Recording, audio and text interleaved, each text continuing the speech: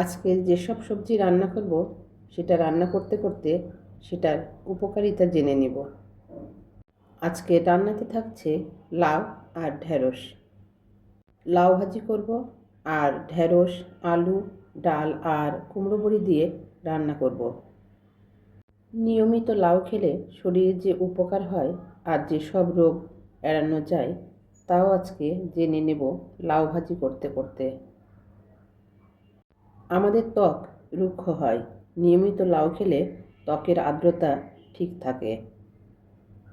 লাউয়ে প্রচুর পানি থাকায় দেহের পানির পরিমাণে ভারসাম্য রাখতে সাহায্য করে। ডায়রিয়াজনিত পানিশূন্যতা রোধেও এটি কার্যকর।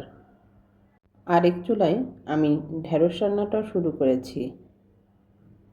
আলু, ডাল, ঢেঁড়স আর কুমড়ো বড়ি একসাথে মশলাতে ভালোভাবে কষিয়ে নিচ্ছি।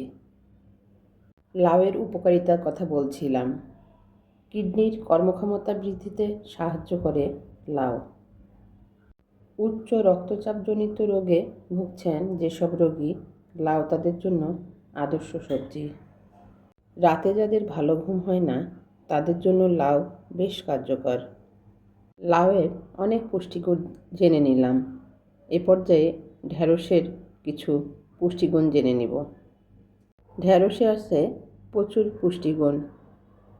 প্রচুর পরিমাণে প্রোটিন, ক্যালসিয়াম, ম্যাগনেসিয়াম, ফসফরাস এবং ভিটামিন এ, বি এবং সি রয়েছে ঢেঁড়সে।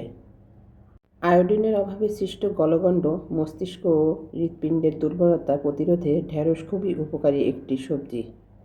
এছাড়া কোষ্ঠকাঠিন্য দূর করে ঢেঁড়স। এই তো কথার ফাঁকে আমার রান্না দুটো হয়ে গেল।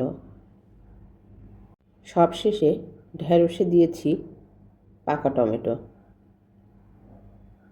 এই দুটো সবজি আপনারা কে কে পছন্দ করেন অবশ্যই কমেন্টস করে জানাবেন। আমার কিন্তু ভীষণ পছন্দ। নুডলস রান্না করব, কারণ বাসার সবাই কম বেশি নুডলস পছন্দ করে।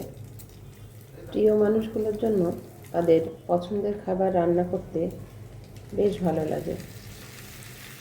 প্রিয় মানুষদের পছন্দের খাবার রান্না করার সময় মেয়েরা নিজেদের ভালোবাসা, যত্ন ও অনুভূতিগুলো খাবারের সাথে মিশিয়ে দেন।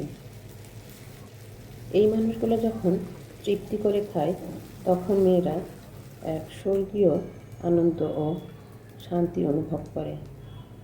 তো আজকে বিদায় নিচ্ছি, ভালো থাকবেন।